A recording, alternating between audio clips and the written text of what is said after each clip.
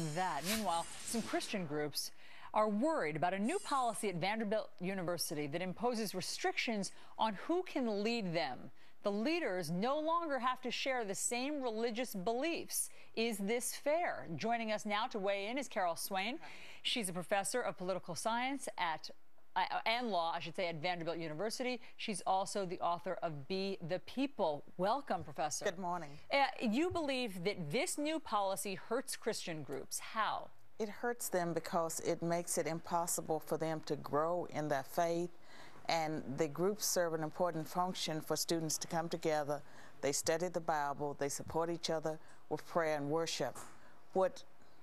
So explain to us what the problem is. In other words, the school now says that they don't have to share the same Christian beliefs if they want to be a leader of the group.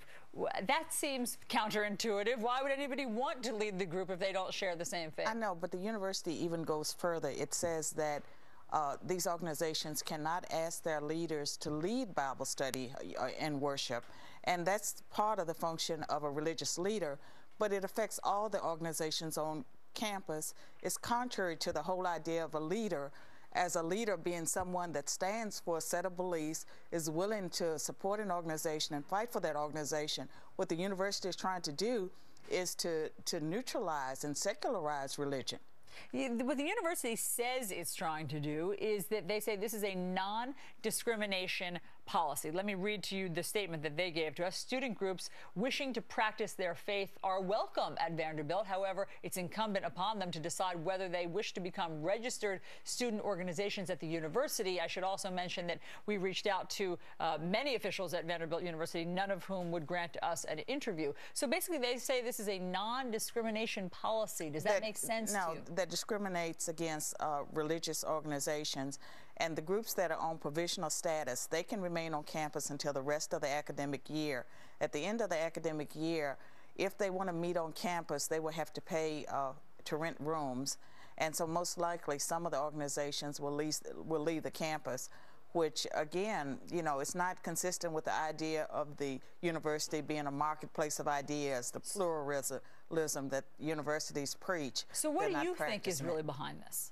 Political correctness. I think that Vanderbilt and a few other universities in the country, that they have gone over the deep end when it comes to political correctness. They're so afraid that someone would be offended. And in the case with the Christian Legal Society, at first they objected to the fact that there were scriptures in the charter and in the Constitution. So they were worried that, I guess, these scriptures might offend someone. And it affects the religious groups in a way that it doesn't affect the other organizations, and the university removed protections they had in place for religious organizations. If people want to get involved in helping, what should they do? We need people that are alumni, parents, donors, to write the university and register their complaints, because what is happening at Vanderbilt, if they're allowed to get away with this, I'm afraid other universities will do the same. Gotcha. Carol Swain, you're a professor of political science and law at Vanderbilt. Thanks so much for coming in and bringing this to our attention. We appreciate it. Thank you. All right, meanwhile, is it a case of more wasteful